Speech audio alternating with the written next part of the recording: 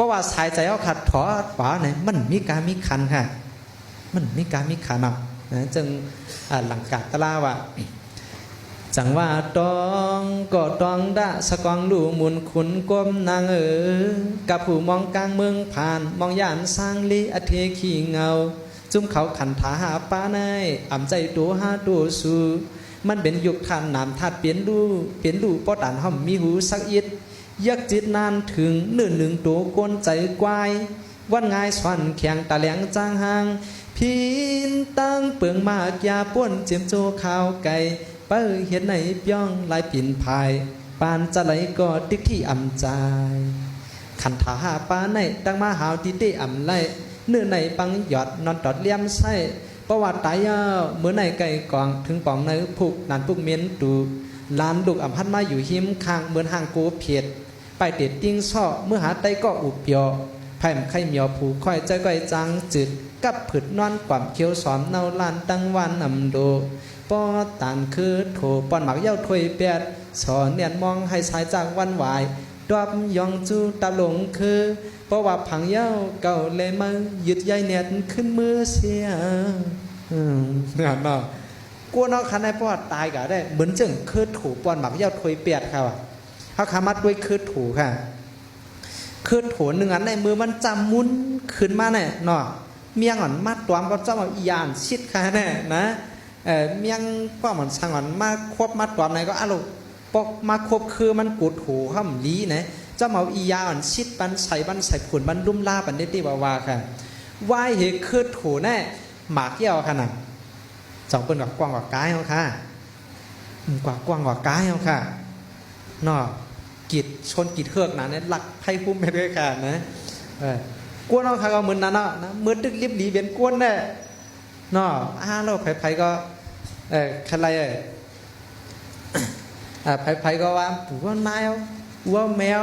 มีการมีขันเปิ้นก็ไหวกับขันค่ะเมื่อขันดึกลิบหลีเบียนกวนก็ในเพราะว่าเขาขันมีสายใจอะไรครับสองเปิ้นดึกไหวกับขันค่ะแผ่ไหวกับขันเย้าเนี่ยครับอันนี้เนี่ยก็เดี๋ยวเลยว่าบอกว่าเมื่อเขาคายรีบดีเป็นก้วนในแค่ค่ะกับขันนั้นวันให้ลองใหญ่ก็ในเขาค้าสายใจขาดปากในกันขละเนาะทำมาทำตลาซ้ำซึมถึงได้หมาโหดใจค่ะจำตีตายเล่ๆค่ะนะเมื่อได้สั่งเขาคาเนาะนะให้กว่าฮาอุลีเมลีเนาะให้กาตีลีตีเมียค่ะให้กว่าจ้องการตัดหน้าศีลาภาวนาเนี่ยเมื่อตึกรีบดีเป็นก้วนเนี่ยต้นเหตุการณ์ดีให้ปอกนะจำเด็ดตายมากคุกจะรายการตัดหน้าศีลาภาวนาห้าขี้เงินในยิ่งใจเนี่ยจ้องจากคุกจะไรค่ะมันจากคุกจะไรค่ะนะตอนหนังมือมันตึกรีบดีเปลี่ยนกวนเนี่ยตั้มคุกจะรายการดีการเมียดเหี่ปวกเนี่ยจำติดตายเวทนามันนิกจักเจ็บเกียนเนี่ยมันจากคุกจะรายการดีค่ะนะแต่ได้มีมูลกรรมและมีมาทบในศาสนาพระเป็นเจ้าเนี่ยง่ายๆค่ะนะก็กับมาทบเนี่ยพวกเขาขาสัมมีการปริยัติการเฮียนหูคอสั่งสอนพุทธาพระเป็นเจ้าว่าในเขาขามาทบก็ทบหลอกลายๆค่ะเขาขาตั้งอันกามผู้สวนเขาขาเฮียสางหางปองไม้ตั้งอันเขาขาสัมไรมาค่ะบอกพันดีเมื่อทบศาสนาพระเป็นเจ้าเนี่ยมันงามกันค่ะจ้างเบียนเจ้าหือหลาในมังปอกมังไรมาเนี่ยหมายหนึ่งค่ะหมายหนึ่งในกุลาพุทธภาษาครับบอกว่ากุศลกรรมปรมีได้ส่งล่วงมาให้มาหวบในข้อสั่งสอนพุทธพระเป็นเจ้าอยู่ก็กะหยุ่มยำจ้อมันโปเมทเท่ากี่เขาหยุ่มยำมากเลยพลาในย้อนเปื้อเขาอ่อนไวเลยเขาก็ไวก็ในขนอนนะสังขารในย้อนเบอร์ผัวนายเขา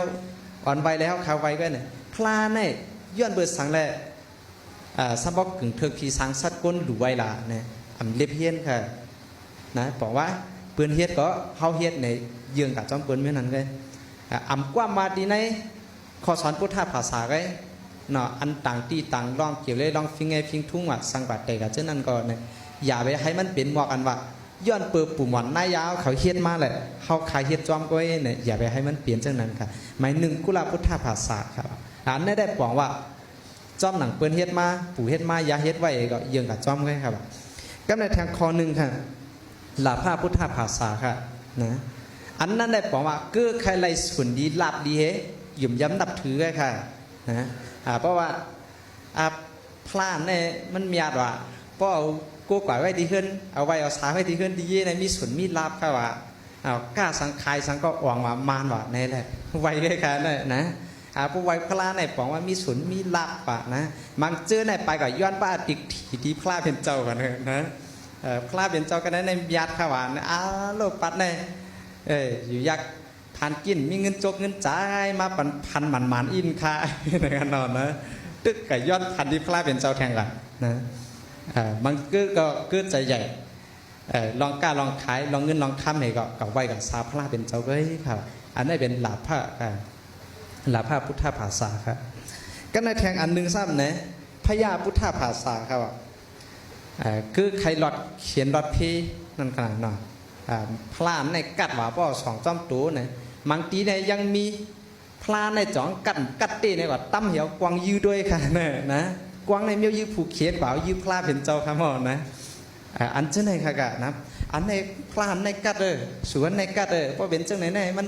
กัดมันเขียนในเก่ากวางให้จ้ำยืดด้วยจ่องแตกเตะเจ้าในค่ะอันในบอกว่ามาพบญาติในศาสนาพลาเป็นเจ้าเย่าในบอกคือใครดอดเขียนดอดพีหมอกกันนานไงคือเอาเป็นอันเหตุตัวเหตุคิงหมอกกันนานเนี่ยบอกว่าอำไปหู้จักพลาเป็นเจ้าเต้ๆค่ะนะอันนี้ค่ะเพราะว่าอำไปหู้จักพลาเป็นเจ้าค่ะเพราะไหนเอาค่ะสำเร็จแล้วถือหล่ะนะข้อหมาย4ค่ะสถานที่9พุทธภาษาค่ะอันนี้ได้ก็บอกว่ามีศรัทธายุ่มยำหรือพลาตลาสังขาค่ะนะอย่าเบกคือว่าใครรอดเขียนรอดเพ่ใครเลยหลับผ้าเย่าก็จ้อมเอาปุ่มหวานนายยาเขาใครเฮ็ดมาเขาใครยิงจ้อมไหนอย่าไปกว่ามาหมอกกันนานไว้วะนะหรือไรมีศรัทธาหยุ่มยำเขาหยุ่มยำมาพลาเป็นเจ้าค่ะในหน่อเตรียมทนเลยขุงมุนเก่าเปืองเนาะตลาดทำเจ้าในเตรียมทนในขุงมุน6เปืองสังขารเจ้าในเตรียมทนในขุงมุนเก่าเปืองเนี่ยหยุ่มยำนับถือป้าใจศรัทธาเจตนาเต้ๆก็หยุ่มยำที่ในพุทธภาษาค่ะก็ได้แทงอันหนึ่งในหยุ่มยำกรรมดีกรรมให้ยุ่มจ้อมขอสั่งสอนพุทธะพระเป็นเจ้าเนี่ยอันนี้มันจังเป็นเส้นตั้งเตียนหมันเมียนเป็นที่เขาค่ะดีป่องใจนั่งใจอันหนึ่งค่ะก็ในสั้นในข้อหมาย5ค่ะว่าปัญญาที่9พุทธภาษาค่ะผมว่ามีปัญญาอันหมดจากเพลลองดีลองให้เนาะมีปัญญาเรียบเห็นหูหันขอสั่งสอนพุทธะพระเป็นเจ้าติติค่ะเกี่ยวกับลองสุดตานและสังวินัยและสังอภิธรรมะและสังขอสั่งสอนพุทธะเจ้าในย่างตีไรย่างตื้อกำกับให้จังหือป้อค่ะย่างกำกับจอมนัวค่ะได้เฮ็ดถือเกี่ยวกับลองตันหน้าศีละภาวนาวิปัสสนาสมถะเตกาทั้งหมดทั้งเสียงไหนเอาปัญญาก็จักแจกแถกด้วยขอสั่งสอนพุทธะพระเป็นเจ้าครับนะอันนี้จังเดกึ่งตั้งเขาคามาพบญาพระเป็นเจ้าค่ะกึ่งตั้งเขาคามาพบญาติใน